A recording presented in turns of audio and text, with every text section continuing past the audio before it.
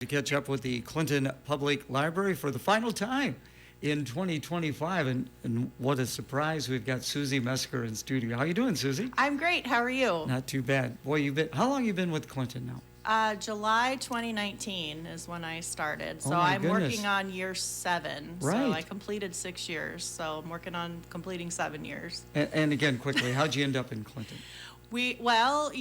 California has a lot of fires and the cost of living, and I wanted to be able to buy a house one day. So we were looking, my significant other and I were looking for a place, and his family lives in southern Iowa. So we decided to start looking at Iowa. So I ended Landed up in in Clinton. Clinton, which is, Mississippi River. I mean, it has so much going for it, and Yeah. I was just really excited. And the staff, again, going into a great staff already, and we've just built even, more since I've been here with everybody. So it just was a welcoming place. I'm glad you brought that up because you do have a great staff down there, and I'm always amazed how many people actually work at the Clinton Public Library. Yes, we talk about this. We have 14 staff. We have 10 full-time people and 4 part-time people. We do have 3 levels at the Carnegie Library, so we have to staff those levels, but also we have a lot of outreach, and we have a lot of things in the background that you don't see. So someone who, Cheryl, who adds all of our books, you don't see her as much on the desk. We have a lot of things, like Stacy and I are admin, so we're down in our office some of the time, so you don't see some of us. But all of us make it work, and we're able to be open the hours that we're open because, we have our staff, and we're able to go out in the community as well. So Very good. So what are we talking about today? What's happening at the Clinton Public Library? yeah, so this week we have cookie decorating for teens. So it's sort of a teen after hours program on Friday, the 19th, from 4:30 to 7. So the library closes at 5. But we invite teens to register for that, so we know how many cookies and treats we need to have for everybody. So the teens will celebrate the holiday season, and they'll decorate cookies and enjoy hot chocolate and watching a cozy holiday film. So please register for that for this Friday. And then we're really getting into Mahjong. So we have American Mahjong Open Play on Saturday, this Saturday, the 20th, from 1 to 3. That's on the 2nd floor. So you can come if you already know how to play. We won't have anyone there to help you, but it's just for people to meet each other and get the games going. Tell us a little bit about that game, because I know Well, nothing I about, don't. you know nothing about Mahjong either. Lori Kennedy has been amazing. She's Okay. been teaching people. So there's another time you can actually come and learn, and that will be Wednesday, January 14th. Okay. And Lori will be there to help people who don't know anything like me learn. It's very fascinating. The library purchased 2 different Mahjong sets, and they have 8 cards, enough for 8 players. So that's what the library can provide, so that's awesome. And then before we went on air, we were talking about the Memory Lab. So we had a grant from the CCDA for $5,000 with Greg Obrin and the Friends of the Library to purchase digitization equipment. So if you have audio recordings or video recordings, you have negatives, you want to print photos onto photo paper, we have all of that stuff now. And so we're going to be having you book appointments for 1-hour appointments starting on Tuesdays and Fridays, January 2nd. So every Tuesday and Friday, you can book a 1-hour appointment from 2 to 4 o'clock. And that's in our special collections section on the 2nd floor. So we do want you to register for that. And then that way we can ask you, like, what items will you be bringing to digitize, and we can prepare and make sure everything is set up for you when you get there at 2 o'clock. So I have a number of games that I recorded on cassette Yes. back in the day. Mm-hmm. And so say like a game would take, maybe 90 minutes or whatever. Would it take 90 minutes to put that on to get it digitized? Well, it just depends. We can speed things up a little Okay. bit, but it just depends. So some things may take a little longer, so we'll just say we're going to work on this, and then you can come and pick it back up. And you were telling me Yeah. not only photographs, but negatives. Yes, we have been doing negatives already. So we have 2 or 3 of those they're scanners, and you put the negative on the scanner and you tell it it's a negative, it will print it out as a photo.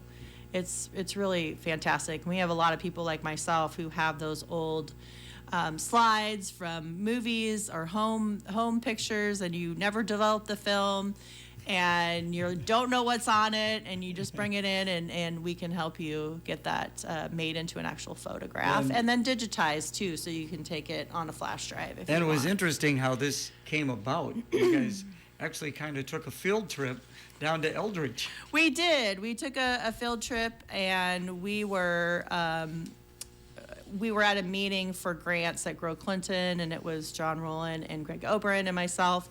And so Jeannie and I, we took the library van with Greg and John, and we went to Eldridge Library, and the staff were wonderful and showed us their memory lab.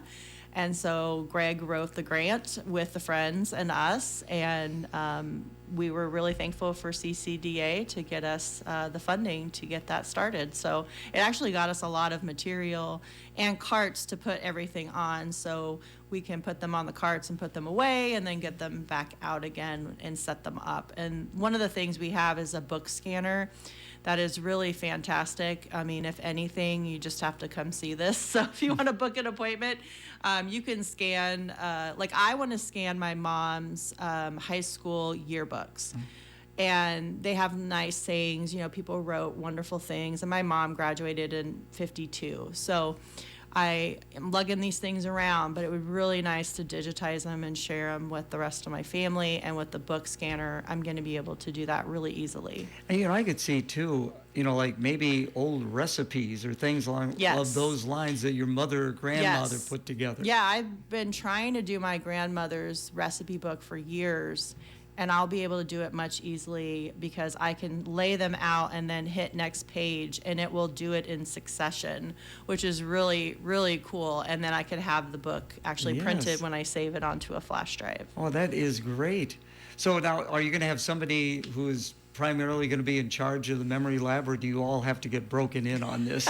Well, Jeannie is our main person, but we're training other staff so that when you make appointments and she's not available, other staff can step in, and that's why those appointments are important, so that we can get ahead of the game and be set up and ready to go for you. So how big of a machine is it, or what's the size of it? There's all kinds of different sizes for the scanners. Really? So Okay. they run, 11 by 17, and I think one is 24. So yeah, it varies. They're not as big as the county scanner. The county has a huge digital or scanner that digitizes, but ours are smaller than that. But That is still. great. So what else going on? Well, we're getting ready for our Tiny Art Show in 2026. So January 12th through the 17th, you can pick up your materials. So get ready for that. So while you have your holiday, think about what you want to create. So the themes this year that we're asking people to paint: America's 250th birthday celebration, stained glass, and the community is. And then My Perfect Day. So those are our themes for the 2026 Tiny Art Show. Tiny art, just itty bitty art. Yes, yes. So we're not going to have you in again until January 6th, or Kate will be in on January 6th. So any holiday hours, what are you guys looking at for Yes, that? so we're closed at 5 p.m. on the 23rd of December, and then we're closed all day the 24th, 25th, and 26th. Opening back up on December 27th, which is Saturday. And then we're going to be closed for New Year's Eve, the 31st and the 1st, but we will be back open on the 2nd. So we're going to close early at 5 on the 23rd. That's the one people need to know. Get your stuff before 5 o'clock on the 23rd. I should know this as many times you guys have been in here, but are you open Sundays? No, we're Okay, I not didn't open think- Sundays. Okay, Yeah, it's so the Monday only through day. Saturday. Yep, Monday through Thursday, 9 to 7, Friday and Saturday, 10 to 5. Okay, I didn't think you were open on Sunday, but I just wanted to make sure. So before we let you go, and thank you so much for coming in. Merry Christmas, Happy New Year to you Yes, before you I too. forget. Thank you. What are you reading? The book is called Could, Should, Might, Don't: How We Think About the Future by Nick Foster. So what was the title again? Could, should, might, don't. How we think about the future. Okay, so you're reading, you were telling me you're reading like 4 books at a Yes, time. I listen to an audiobook and I read I'm reading 3 other books at the same time. So how do you juggle that? I read. Don't you lose, forget where you're at? No, I have wonderful bookmarks, which we have at the library if you want a free bookmark. I read nonfiction and then a fiction book and then listen to an audio and then usually some other type of book for work or something. It just depends. How do you but put a yeah. bookmark in an audio book? Oh, well, Libby saves your place and you can actually click bookmarks and save different Okay. spots if you want. It's really cool. I knew you'd have an answer for that.